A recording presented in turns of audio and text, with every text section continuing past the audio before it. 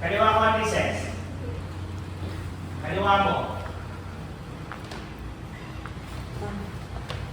Sir, ano po?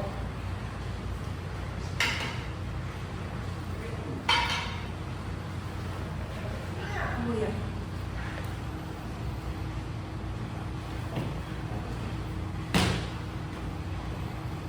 Amoy pawis ka. Ang pinaka-hate ko sa yung pawis at amoy araw.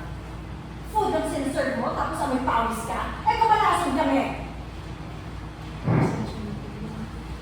Ano po kasi sa sinabi sa susunod po. Magpunas ka doon!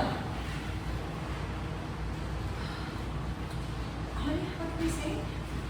And cut.